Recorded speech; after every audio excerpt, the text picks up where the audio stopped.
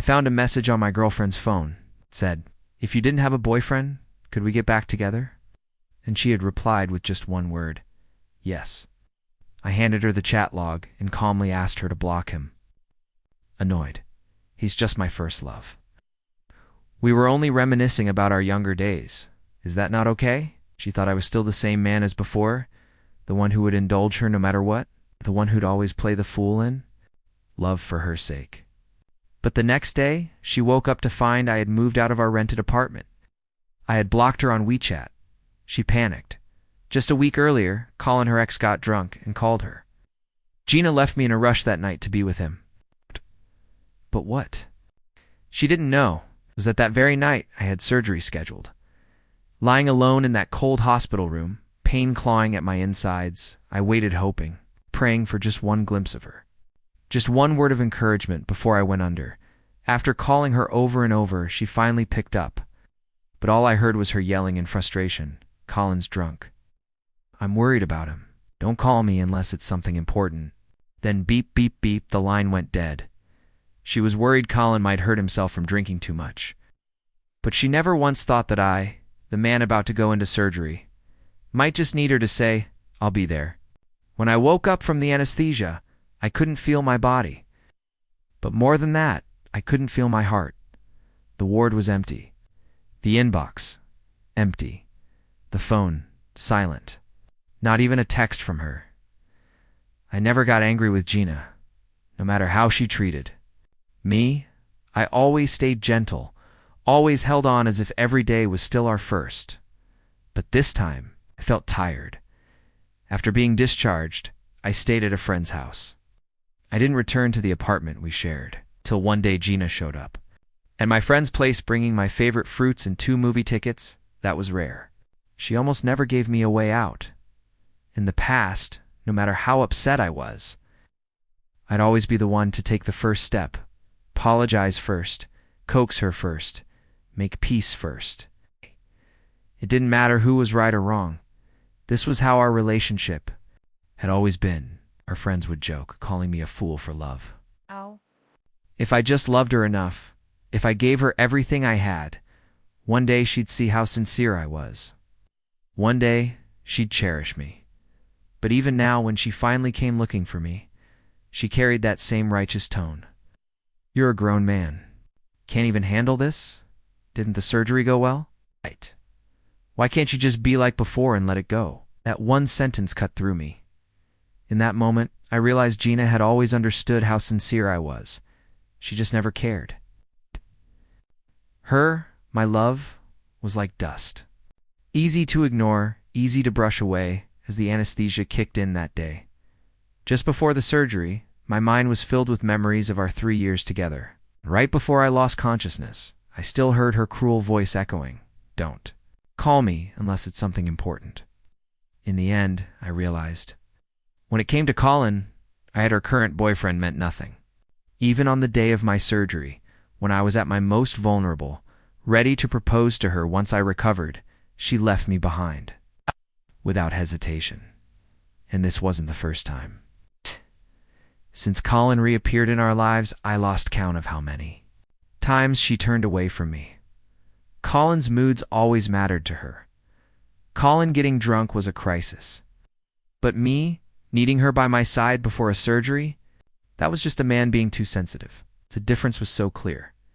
Eventually, I did return to the apartment.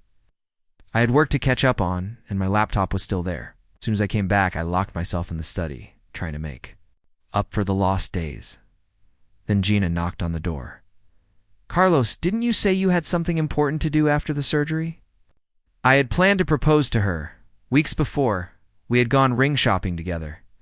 I picked out one with the biggest, brightest diamond I could afford, one I thought would shine for her, but she called it boring.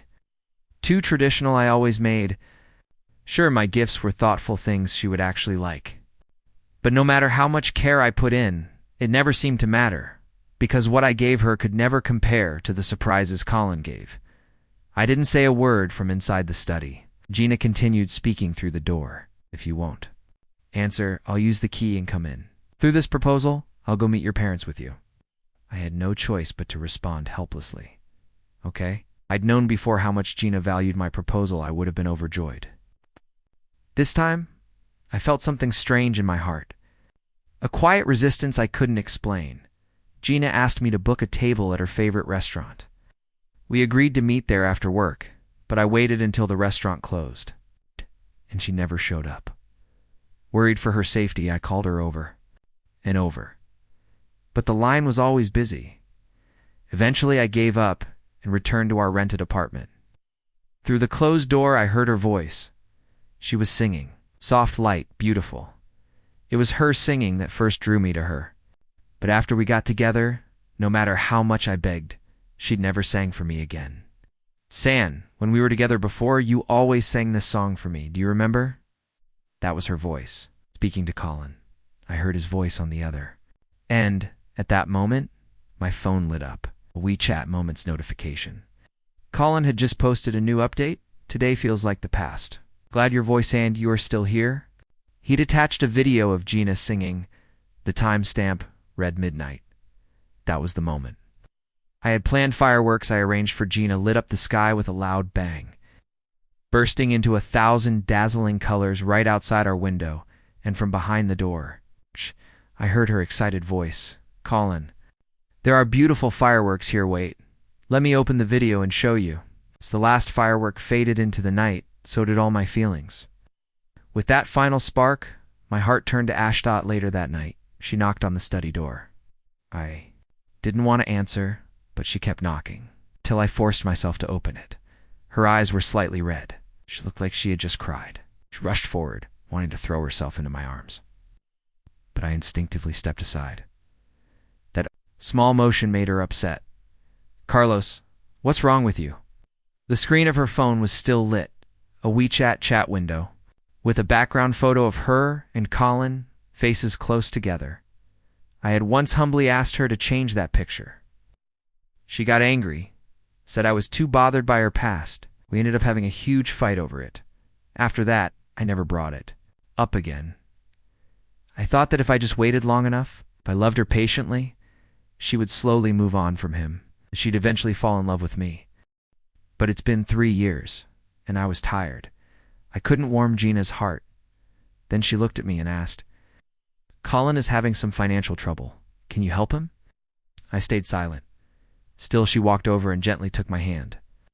Her voice softened. After all, he's also our old classmate.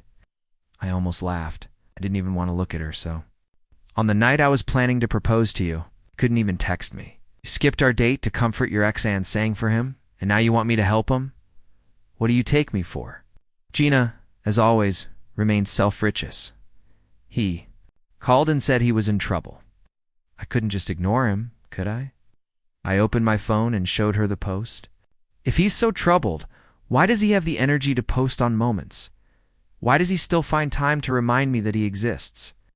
I looked at her, my voice low. Gina, I'm tired. I have work tomorrow. I pushed her gently out of the room, even as she shouted that I was heartless. To prove a point, Gina moved back to her own place. She took a lot of her things, but she didn't take Cowboy. Cowboy is Gina's dog. But over time, he became mine. When he got sick, I was the one who rushed him to the vet in the middle of the night. I was the one who cared for him, fed him, bathed him, handled every little thing. Back then, whenever I held Gina and Cowboy in my arms, I used to sigh with contentment, saying how good life was with the two of them, even if it left me exhausted. But after Gina moved out, I patted Cowboy on the head. He didn't seem the least bit bothered. Of course, he didn't. Ty was the one who had been taking care of him all along, just when I thought things were finally calming down. Colin showed up. As a man, I don't think you should treat San this way. I almost laughed. San, he called her so intimately, as if Gina was his. But how I treated Gina was none of his business. I had already given her more than enough of my heart. I reached out to close the door, but Colin blocked it.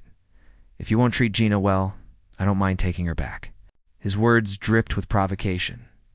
I snapped back. Addicted to stealing what belongs to others, aren't you? Just as I expected, minutes later, Gina texted me saying we should break up. Right after that, Colin sent a smug message. She's Not yours anymore. I turned off my phone, drowning in the noise I still remember vividly. The last time Gina said she wanted to break up was over a bag of handmade one. I had gifted Gina countless designer purses, but none of them mattered.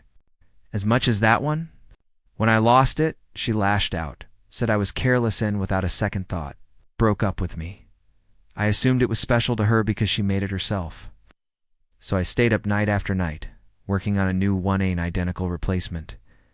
But this one I made with so much care. It was more refined, more complete, far better than the rough original. When I finally presented it to Gina, she looked at it like it was a joke, then stomped on it. Carlos, don't be so pathetic. No matter how well you make it, it'll never be the same as that bag. She mocked me coldly, and I could only stand there, swallowing it all in silence. Later, I found out. That bag had been a gift from Colin, no matter how expensive the bags. I gave her where no matter how well I crafted one myself, they meant nothing to her. Why did I degrade myself like that? After she moved out, a strange peace settled over me, a numbness, like my heart was still anesthetized from the surgery, still unable to wake up. Gina started posting food pictures on her moments. Colin posted her silhouette. They played couples. Quizzes, she'd post the questions, and he'd score them perfectly. They played their little games in public, flirting, reminiscing, sharing pieces of themselves like they were teenagers in love, and me. All I felt was something slowly peeling away from my heart, bloody raw, but somehow freeing. Then Gina's mother brought her to see me. Gina didn't look well. She must have been dragged there. Colin came too, probably just tagging along. Despite everything, I couldn't be rude to her elders. I invited them in respectfully when Colin walked in. I gave him a cold stare. You weren't invited? You don't belong here. But Gina didn't hesitate. I'm also the owner here. I invited him. I was stunned. Even in front of the elders, people who knew about our relationship, she still stood by Colin, defending him openly. During dinner, I prepared several spicy dishes knowing Gina's mother preferred them that way, as I brought the food to the table. Gina followed with a bowl of water, then it hit me. Colin was from the South, he couldn't eat spicy food. That bowl of water was for him, and suddenly I remembered all those times Gina mocked me for not being able to handle spice. How I forced myself to eat it just to match her preferences, even when it upset my stomach, all because she liked it. But real love doesn't ask you to change yourself. Colin couldn't eat spicy food, and Gina brought him a bowl of water without a word. But when I needed to avoid spice for my health after surgery, she never cared. All my effort turned out to be a joke. Colin smiled and pulled the bowl toward him, glancing at me. Santa's always so considerate. She was, just never toward me. I knew he said it to provoke me. I didn't care anymore. After dinner, Gina's mother insisted she stay behind. Mom always thought highly of me. Every time we fought, she'd play mediator and Gina would usually comply. I'd been through this routine too many times to count. After her mother left, I went to feed Cowboy as usual. But the moment I opened the door, Cowboy bolted out. On the sofa, Gina and Colin were laughing, chatting happily, completely immersed in their own little world. But the moment Cowboy ran into the room, their atmosphere cracked. He must have sensed the danger in the unfamiliar presence.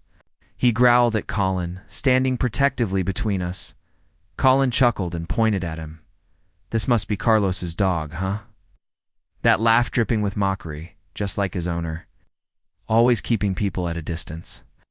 But before he could finish laughing, Cowboy lunged. Colin let out a scream, his hand already scratched. Inside, I was cheering for Cowboy. But then, Cowboy let out a pained yelp. Gina had kicked him. Hard. And what made it worse, she was wearing the high heels I had just bought her. I rushed forward, scooping Cowboy into my arms. He was shaking, his body trembling as he clung to me. He looked up with teary eyes, pleading silently. I knew it wasn't just the pain from the kick. It was the betrayal. The one who hurt him was Gina, his former owner. Someone he once trusted and adored. My chest tightened painfully. Carlos. It bit someone.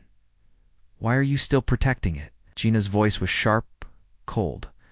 Her eyes burned with anger at me, at Cowboy. And in that moment, I realized how similar we were. Cowboy and I both abandoned. Both hurt. Both seen as problems the moment Colin appeared. Then Gina turned around and showed another face entirely. She bent over Colin, rolling up his sleeve with such care and concern. Suppressing the surge of fury inside me, I picked Cowboy up and started walking toward the door. But Gina followed me, her voice lowered to a whisper. You should give it away soon. Those words like icy water poured straight into my soul. It wasn't heartbreak. It was worse. It was sorrow. I covered Cowboy's ears, turned back and snapped, Gina, that's enough. Maybe because I had never raised my voice at her before. She stood there, frozen, stunned. Without another word, I left, carrying Cowboy in my arms. I didn't look back. At the vet, the doctor said Cowboy wasn't seriously hurt, just frightened. On the way home, he kept nuzzling against my face, as if to comfort me. I tried to smile for him. I really did, but I couldn't. All the memories between. Gina and me kept replaying in my mind, and I finally accepted it. Gina, she's not worth it, so why should I keep holding on? When we got back, Colin was already gone. Gina sat quietly in a corner of the living room barefoot, her heels discarded.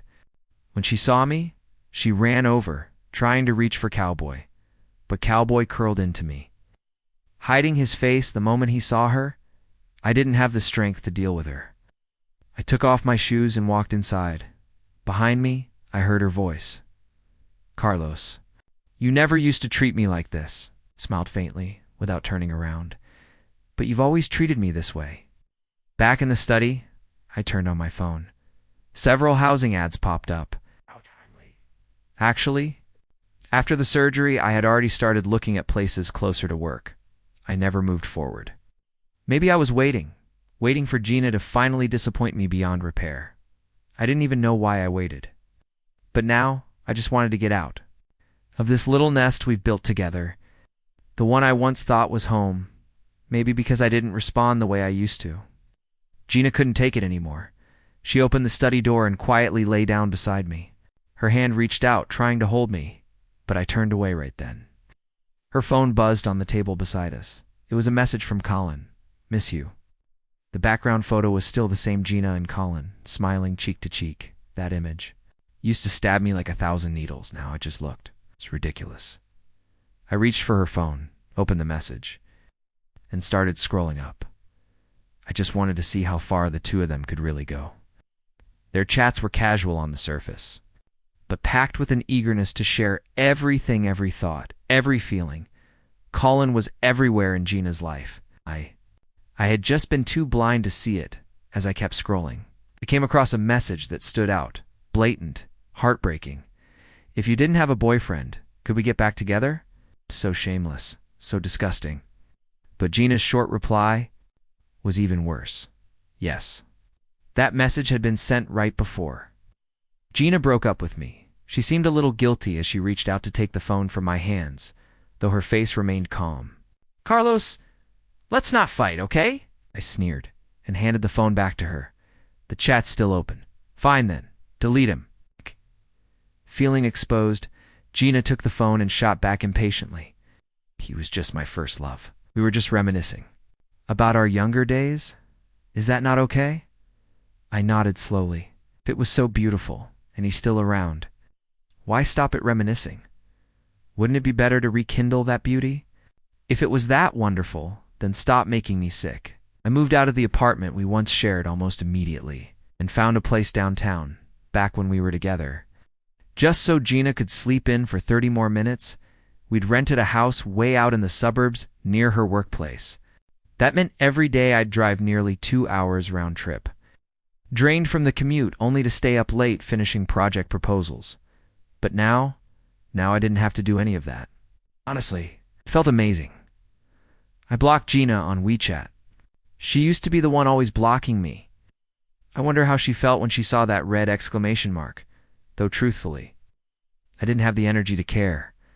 Work had picked up, our company had just landed a major deal, And as the project led, I was completely swamped. Day and night blurred together. Then, one weekend, Gina's best friend called. She told me something serious had happened to Gina's family. She said Gina wanted to see me. I wasn't sure whether to believe her, but I knew that Gina and we needed one last meeting. To end it cleanly.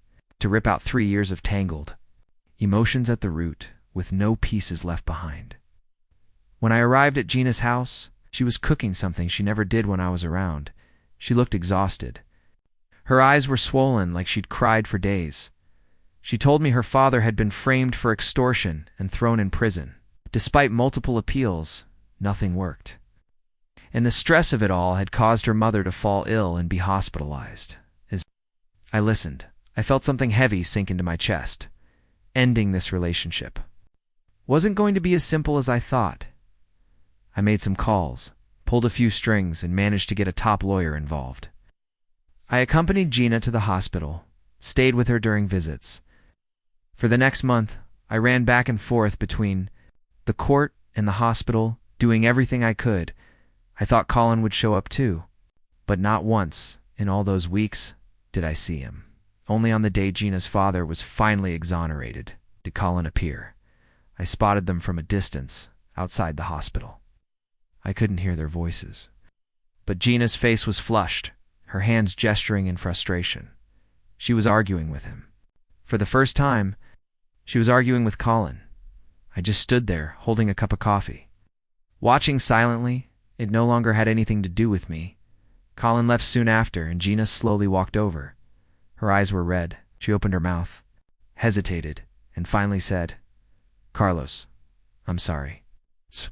Those 3 words, "I'm sorry," are so light. So easy to say, but the pain I endured wasn't light at all these past weeks. My heart had been cut open, shattered, crushed into dust, then slowly pieced back together. An apology was the last thing I needed. I took Gina back home. But just as I was about to leave, she suddenly rushed forward and hugged me. She begged me to let Cowboy come live with her again. Her voice trembled, full of pleading. She was as humble as I used to be, but I couldn't let her go through what I had because I knew just how painful that place was. I gently comforted her, sat her down, and told her that if she needed help in the future, she could reach out to me. But Gina's tears wouldn't stop, so I got up and went to the room to fetch her some tissues. When I opened the door to the study, I froze. The layout of the room was completely different. The succulents I used to keep on the windowsill were gone, replaced with basketball-themed curtains. The air was filled with a men's one I didn't recognize. By the bookshelf stood a pair of leather shoes. They were Colin's. I recognized them immediately. He had once posted about them on his Moments, proudly calling them a meticulously chosen birthday gift from Gina. I stood there silently for a moment, then grabbed the box of tissues from the desk. I should have known. Gina appeared behind me, calling my name softly. She seemed flustered, unsure of how to explain. She rushed out. "Didn't I tell you Colin was having financial troubles? While you were moved out, I thought the study was just sitting empty." I turned and handed her the tissues, but her tears had already dried. "Tell Colin to transfer me the rent," I said flatly. Then I left. I didn't look back after that. Gina started showing up outside my office. A lot at lunchtime, she'd bring homemade meals straight to my desk. After work, she'd wait for me at the main entrance. The food she brought was just how I liked it, authentic. Spicy dishes I kept refusing, but she kept coming. One day while I was getting coffee, I overheard 2 colleagues whispering nearby. "How strange. We've known Carlos for so long, and this is the first time we've seen his girlfriend. He used to post about her on WeChat, but never brought her to the office." I walked over and corrected them. "She's not my girlfriend anymore. I used to love showing up at Gina's office, driving over during her lunch break to eat with her, bringing her flowers after work. I thought all girls liked that, but Gina said I was too clingy, that I didn't give her enough space. Eventually, she told me not to come to her office anymore. I didn't understand until the day I found out the real reason. Colin worked there too. I was eaten alive by jealousy. But all Gina said was, "Colin, doesn't suffocate me like you do?" Thinking about it now, I almost laughed. She always had a way of justifying her lack of boundaries so grand. So righteous. Another time after work, it started raining heavily. I had just submitted a project to my boss and was preparing to leave. When a quiet colleague from the marketing department asked if she could walk with me, she didn't have an umbrella. If this had been before, I would have said no, worried Gina might overthink it. But now, it felt like a simple favor, so I agreed. As we stepped outside, I saw Gina standing there in the rain. She looked unhappy, a bit accusatory even, but still she approached. "I drove here. I can give you a ride home." I raised the umbrella slightly and said, "No need. I've already agreed to walk someone else." That night after I got home, Gina texted me. She said she finally understood how I felt back then. I didn't reply. She didn't understand. Her pain wasn't even a fraction of mine. Life went on. Gina kept doing the same things, bringing lunch, waiting for me after work. She even started caring about Cowboy. It surprised me. She'd ask what brand of dog food he liked. She bought toys. She even started walking him. So, she was capable of doing all these things. Then what was it before? In front of Colin, she ignored both me and Cowboy. I never thought the day would come when Gina and I would trade places, but now, facing her renewed efforts, I couldn't find the energy to respond. I was tired.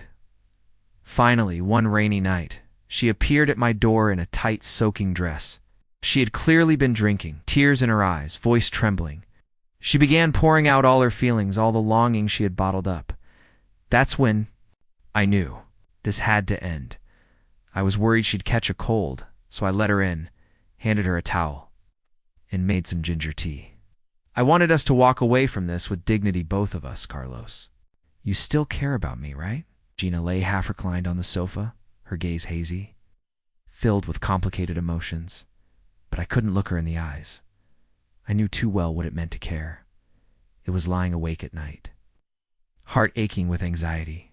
It was being so sensitive that every little thing she did tugged at my chest.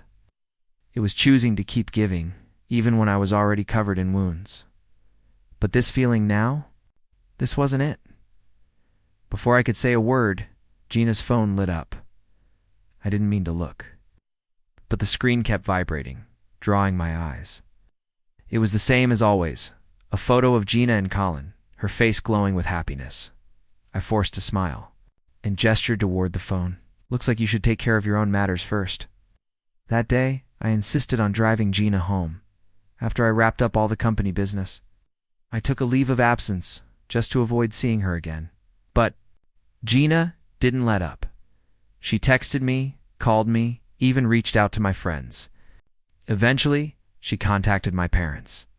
I had mentioned Gina to them so many times before, always painting her in the best light, trying to leave a good impression.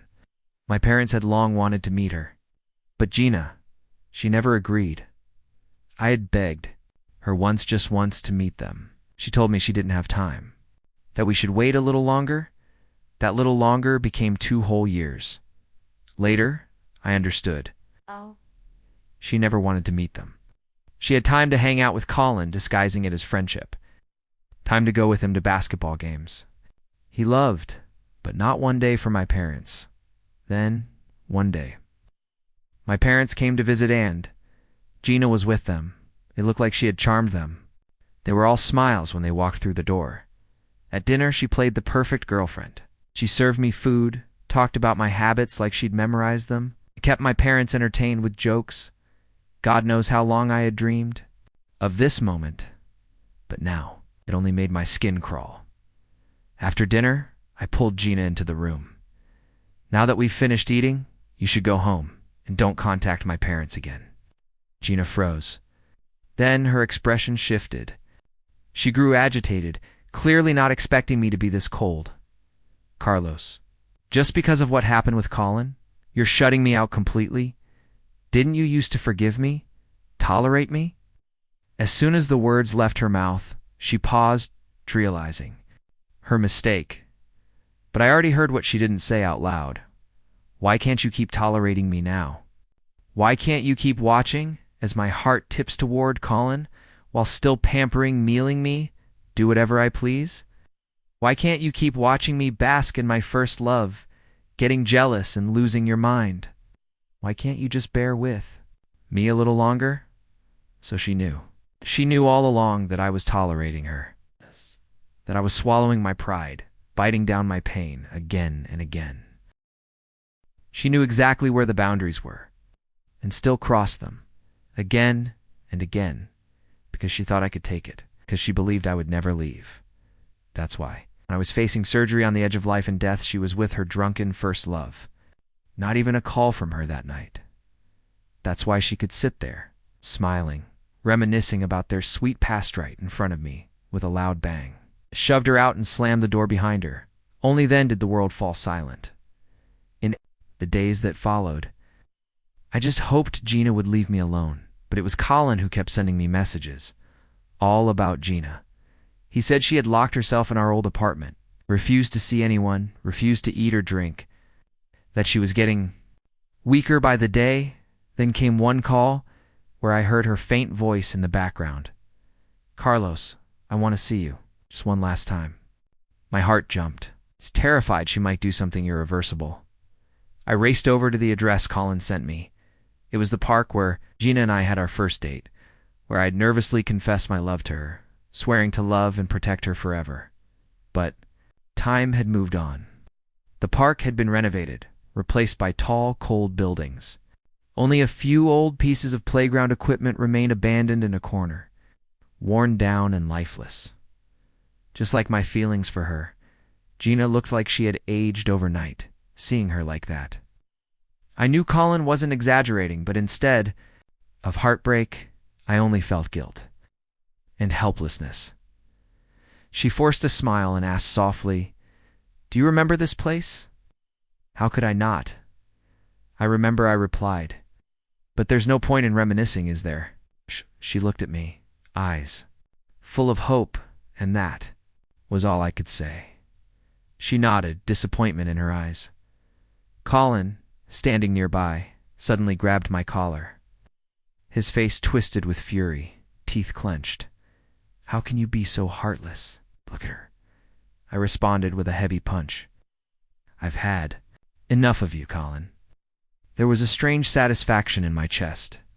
It should have happened long ago.